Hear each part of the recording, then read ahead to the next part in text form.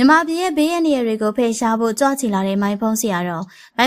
ကြီးဟာမြန်မာပြည်မှာတကူကြီးမှမြင့်မြတ်လာတဲ့ဆရာတော်ကြီးတစ်ပါးဖြစ်ပါတယ်။အခုခါမှာတော့မိုင်းဖုံးဆရာတော်ကြီးကမြန်မာနိုင်ငံမှာကြာရောက်နေတဲ့ဘေးဒုက္ခကပ်ဆိုးတွေကိုကယ်တင်ဖို့အတွက်ပြည်မဘက်ကိုကြွချီတော်မူလာပါပြီ။ဒီမတိုင်ခင်မှာတော့မိုင်းဖုံးဆရာတော်ကကူအောင်ကတရားကျင့်နေပါတယ်။မြန်မာနိုင်ငံဟာတဘာဝဘေးအန္တရာယ်တွေကိုမနစ်ကနေစတင်ပြီးတော့ကြီးကြီးမားမားခံစားခဲ့ကြတာပါ။ကမ္ဘာကြီးမှာစစ်ဘေးရောဂါတဘာဝဘေးအမျိုးမျိုးကြုံတွေ့နေရတဲ့အထက်မှာမြန်မာနိုင်ငံကလည်းအပါအဝင်ဖြစ်နေပါတယ်။စစ်ဘေးကြီးနဲ့ပြည်သူတွေဒုက္ခရောက်နေတဲ့အချိန်မှာတဘာဝဘေးကြီးရဲ့အနေအကိုလည်းရင်ဆိုင်ကြုံတွေ့နေရပါတယ်။မြန်မာနိုင်ငံဟာဒီနှစ်ပိုင်းတွေမှာကန်ဆိုးမှုတွေဇက်တိုက်ကြုံတွေ့နေရတာပါ။ပြည်ခဲ့တဲ့နှစ်ကရေကြီးမှုတံကိုခံရတယ်လို့ဒီနှစ်မှာတော့မြေငလင်တံကြီးကိုခံရပါတယ်။ဒီလိုမျိုးဘေးအနေတွေကြုံရမယ်ဆိုတဲ့နမိတ်လက္ခဏာတွေကိုလည်းကြိုသိခဲ့ပြီးသားပါ။ဒါကြောင့်လည်းမိုင်းဖုံးဆရာတော်ကသူ့ရဲ့တကူအစွမ်းတွေနဲ့မြန်မာပြည်ကြီးငြိမ်းချမ်းအောင်အစီအရင်တွေလှုပ်ဆောင်ပေးသွားမယ်လို့ဆိုပါတယ်။မေလ25ရက်နေ့မှာလေပြင်းမုန်တိုင်းတိုက်ခတ်မယ်လို့ဟောကြားထားခဲ့သေးရပါဒီမတိုင်ခင်မှာလည်းထိုင်းနိုင်ငံပါဝင်မြန်မာနိုင်ငံကအကြမ်းမြင်ဆရာတွေက